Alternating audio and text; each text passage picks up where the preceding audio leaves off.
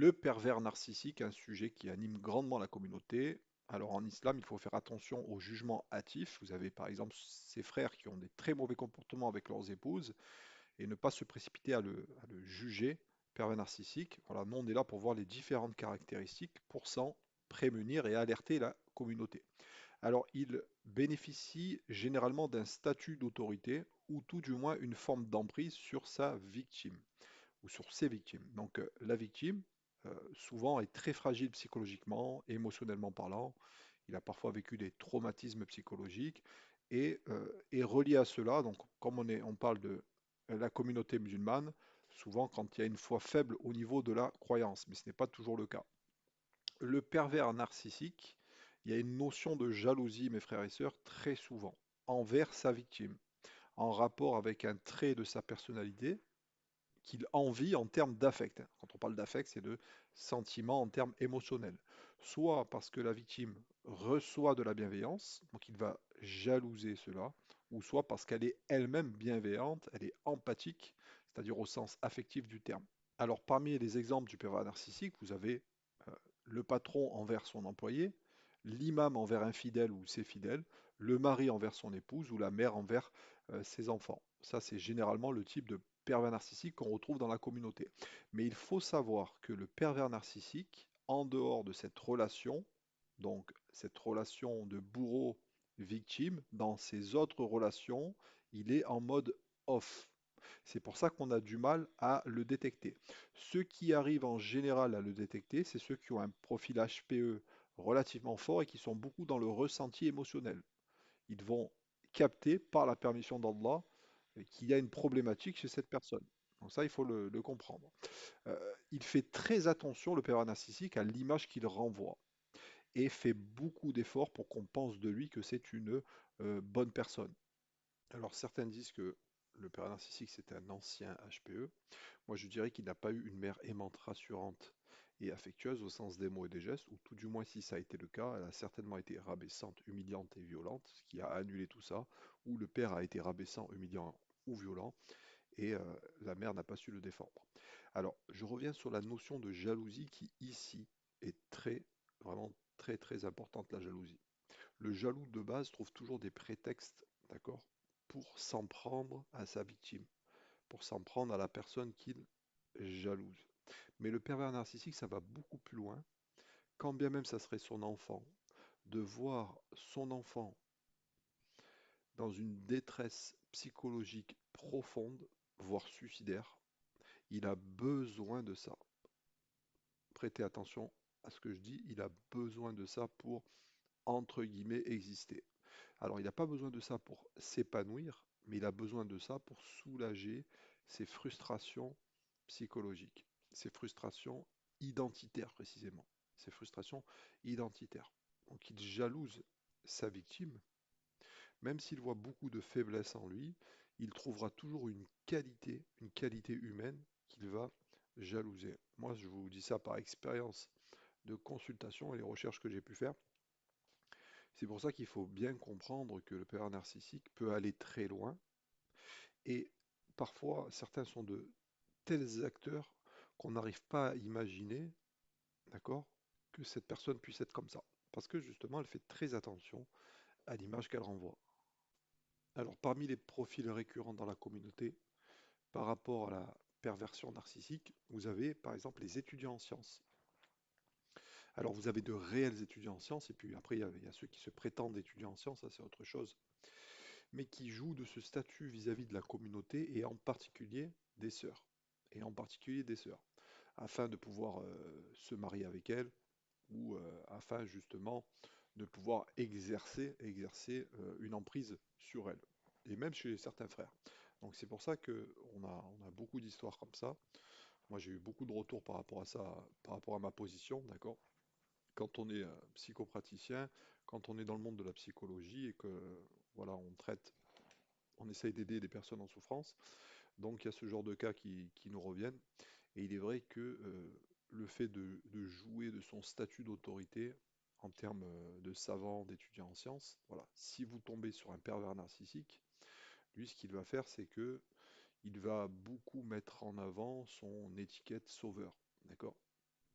et si tu te maries avec moi, tu verras, on va aller, on va aller à Médine, on va aller voir les savants, tu vas apprendre la science religieuse comme jamais tu n'as appris la science religieuse, etc. Donc il va mettre ça en avant et la sœur, elle ne va pas hésiter à se marier, voilà. Et une fois qu'ils sont mariés, eh ben, elle va découvrir la véritable personnalité, j'ai envie de vous dire, de ce pervers narcissique, de ce pervers narcissique.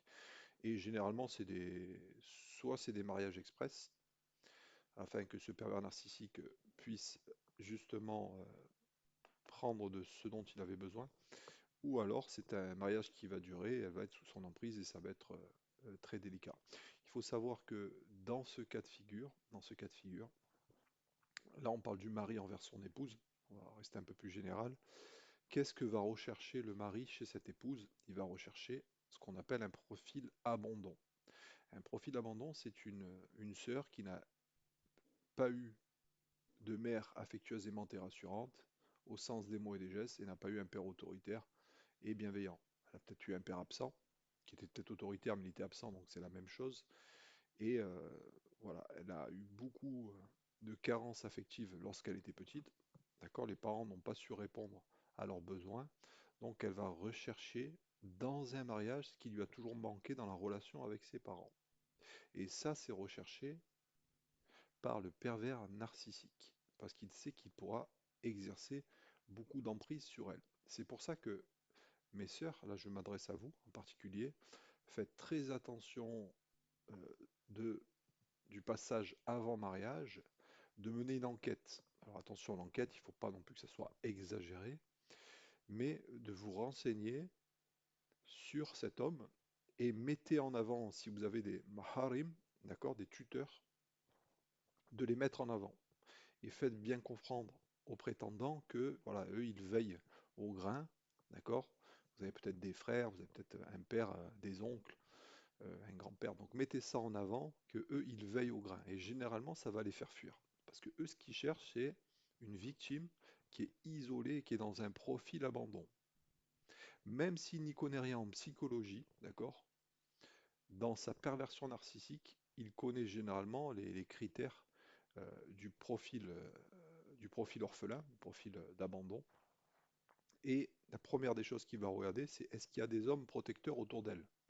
S'il y a des hommes protecteurs autour d'elle, il va fuir. Il va fuir. Ou alors, il va jouer le jeu et prendre cette sœur et l'emmener relativement loin. Relativement loin.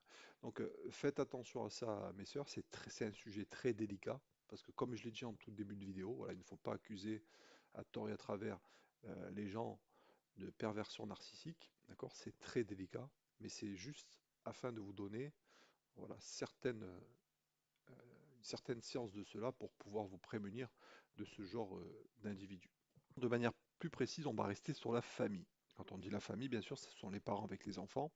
Première des choses, lorsque l'aîné est une fille et que cette fille a une relation fusionnelle avec son père, ça peut générer de la jalousie de la part de la mère, et ça c'est assez souvent.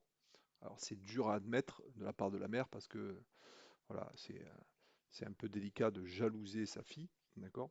Elle va trouver dans la relation de son mari avec sa fille ce qu'elle n'a pas eu, elle, dans son mariage, d'accord? Donc ça génère de la jalousie. Mais imaginez dans cette configuration que la mère soit une pervers narcissique. Et imaginez dans son quotidien, elle va voir se développer cette relation du père et la fille, fusionnelle, d'accord? Il va y avoir beaucoup d'amour, par exemple, beaucoup de tendresse, alors qu'elle, elle désespère de la tendresse et de l'amour de son mari. Donc vous imaginez jusqu'à où ça peut aller. Vous avez aussi, dans la fratrie, le Benjamin.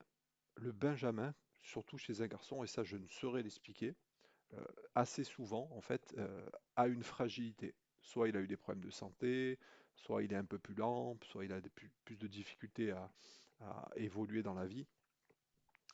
Et ça va générer beaucoup d'attention, surtout de la part de la mère, qui va être très inquiète et va se développer, en fait, cet amour, cette affection particulière. Et bien sûr, ça va générer de la jalousie dans le reste de la fratrie, chez l'aîné, chez le cadet. Ça, c'est encore un deuxième point. Si par la suite, ce Benjamin exploite la situation, Donc vous imaginez les gros dégâts psychologiques et émotionnels que ça peut générer derrière. Ensuite, vous avez le cadet, d'accord? Et surtout quand c'est un garçon, généralement va être plutôt introverti, va être plutôt introverti. Et lui, il va naturellement, par la permission d'Allah, si vous voulez, se mettre à l'écart de la famille. Il va s'isoler dans son coin et en réalité, lui, voilà, ça sera délicat pour lui d'une manière psychologique et émotionnelle. Alors, généralement, le cadet est introverti parce qu'il n'a pas eu, si vous voulez, une mère affective aimante et rassurante et n'a pas eu un père autoritaire et bienveillant. Il va se sentir plutôt exclu, il va se renfermer sur lui-même. Donc, pourquoi je vous dis tout ça? Parce que ça, ce sont des points importants à partir du moment où dans l'équation familiale, vous avez un pervers narcissique. Un pervers narcissique. Et c'est pour ça, je le dis, je le répète, dans le mariage, c'est généralement le mari qui est un pervers narcissique, hein. Bon, ça reste exceptionnel, hein. Les pervers narcissiques, mes frères et sœurs, comme je l'ai dit en début de vidéo, n'imaginez pas qu'ils sont partout. Ça reste assez exceptionnel. Mais dans un mariage, quand il y a un pervers narcissique, généralement c'est le mari, mais ça peut arriver que ce soit la femme envers le mari.